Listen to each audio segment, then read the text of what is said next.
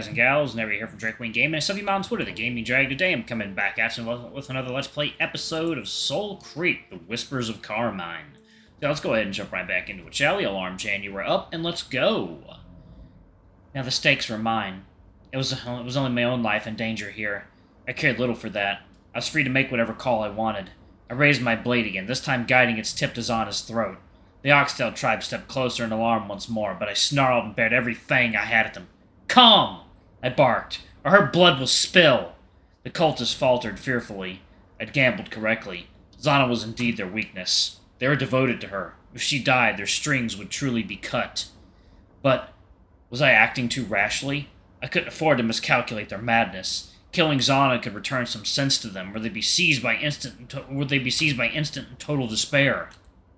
No, I knew the Blackstones better than that.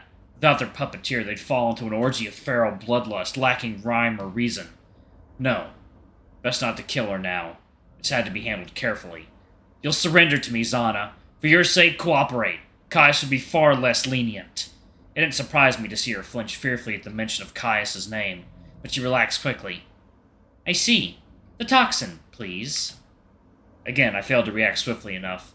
I realized seconds too late her request was not to me, but to another cultist on her employ. A harsh pop, a buzz like a hornet's wing, and a thud on my neck followed. Then a sharp sting. I recoiled, brandishing my weapon to the source. I saw a member of the Oxtail clan lowering a blowpipe, but it was too late.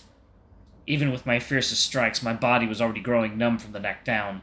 Like melting wax, my senses softened and decayed in moments. A nauseating sickness boiled inside me, and my vision blurred. I blinked, trying to focus, but I was already on my knees. Then, I was gone.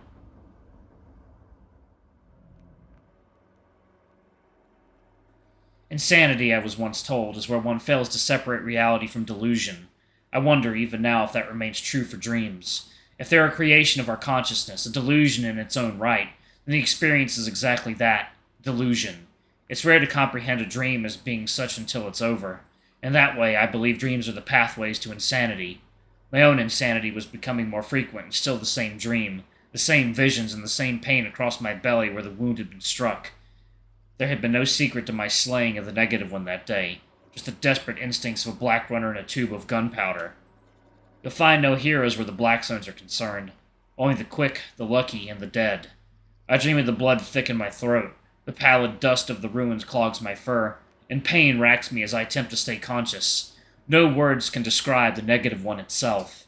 I recall only toothed, distorted squeals and the stench of its undulating tendons, that of honey and feces. Sounds horrifying.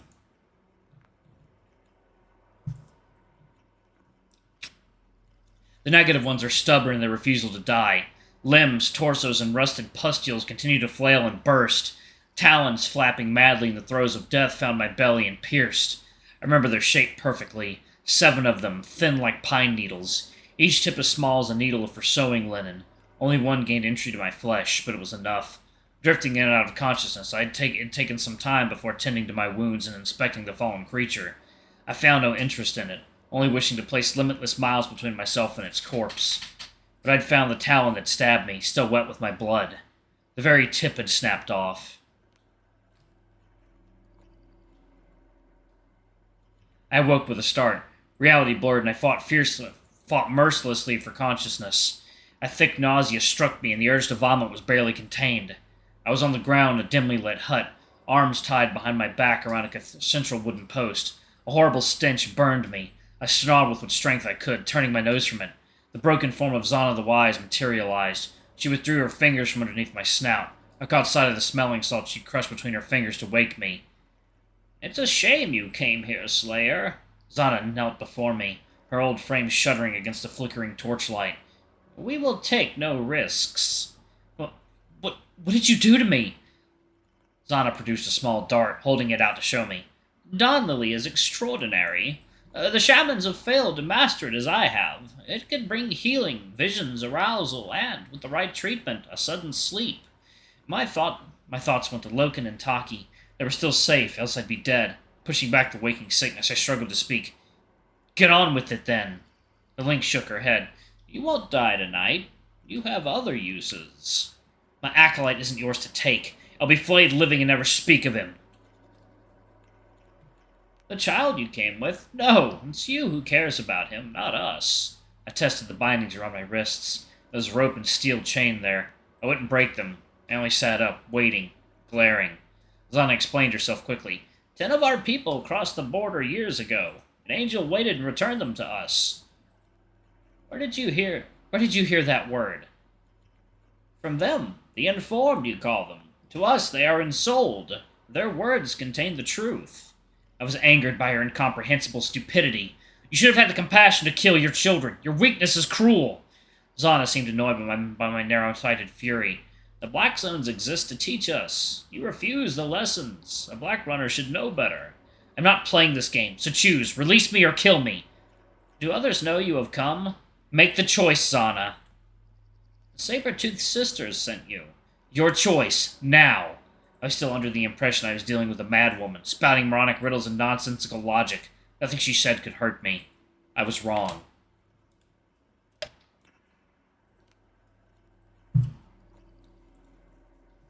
Zhana withdrew a small blade, and I tensed. I assumed she'd made her choice and prepared myself. It had been no lie. Death didn't frighten me anymore, but I feared for Loken. I trusted that Taki had taken him far from here by now, back to Dravonia. He'd be safe. I had no choice but to hope. But the old lynx didn't cut my throat, only my shoulder. I recoiled at the pain, scowling as my blood dripped from the shining dagger. Zhana even twisted the knife, and I snarled threateningly. A poor choice, I growled. You have other uses, Slayer. The wolf who felled an angel. There is so much I have still to learn, and you will teach me. I pulled at my restraints again. I admit I hoped she wouldn't kill me, if only because she'd roused my dark curiosity. I had much to learn about the Black Zones, too. To my revulsion, Zhana brought the blade to her muzzle and licked it clean. I laughed in disgust. A cannibal cult on top of everything else? I am the last meal you would enjoy. For a moment, Zhana was still. Her eyes remained wide open. She shuddered, as though experiencing some sickening climax. Her tongue, dark with my blood, snaked across her lips. That's not our way, she murmured, eyes now drifting peacefully shut. Besides, your flesh is poisoned. She licked her lips again. You are blessed. I never imagined. Oh! The angel's touch! It's inside you. Deep inside. I stared. Now she was starting to laugh. It was a weak, gasping chuckle that I'd expect from the final breaths of someone dying. What a curse! What a blessing! I scowled in disbelief. It had to be a trick. She couldn't know of my affliction. When her fingers grasped in awe at my belly, the same spot the negative one pierced my flesh, my chest tightened in horror. The dreams are becoming more frequent, aren't they? You fear for the boy. Loken. A sweet name. Oh, you love him. You will die for him, and he... She laughed once again. He will be great. Greater than you. What magic was this? One taste of my blood, and she uttered the truth of my soul as though it were an open window? I stared in disbelief. What? How? Zhana didn't answer me, but of course, there was a depth to Black Zones I would never understand. Now, here it was, right in front of me. Zhana, you have the Four? Her silence was reply enough. Whatever she was doing, it was no delusion. It was real, maddeningly real. Your past is colorful, Slayer. 2 mentors. A shame about the first. You should not have had to kill them so mercilessly. That confirmed it. No one knew about that. No one. This was sorcery.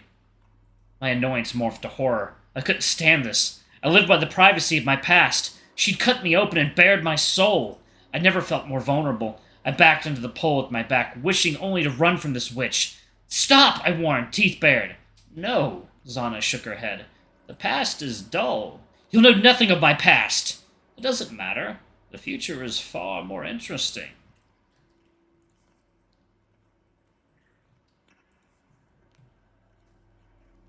Describe my past was one thing, but my future? I'd never heard of such a power. It couldn't be true, and yet she knew of my past. An impossibility. Could she really read my fate in the same way? Zhana rolled her head and laughed. The boy will die. I lunged at her, blinded by rage. The binds kept me back. A lie! He will die by your mistakes. You're a deluded witch!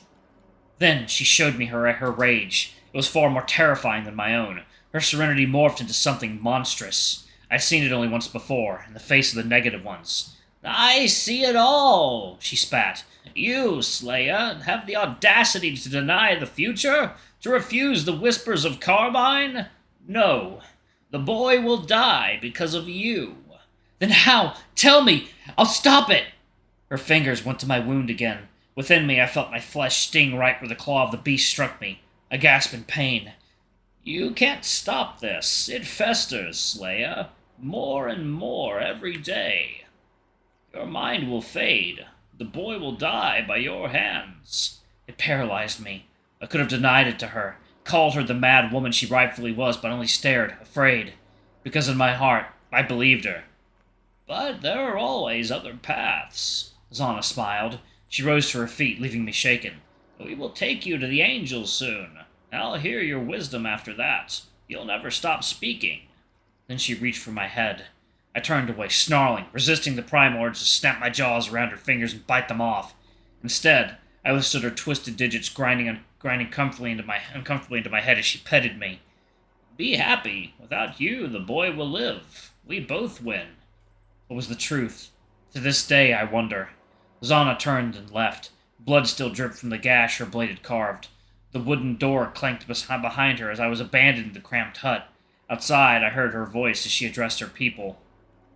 Alone, I could have wept. I was broken by what she'd said. This woman had seen my past, my future. I no longer cared how. Even Alira had underestimated how terribly fate had struck Carmine.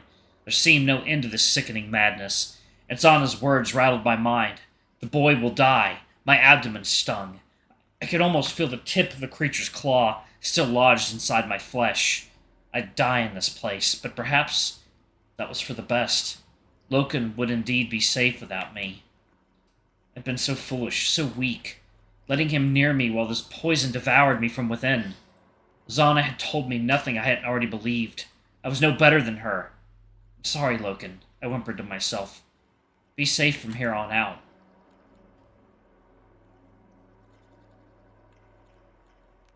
Alright, I'm going to go ahead and pause it right there, y'all.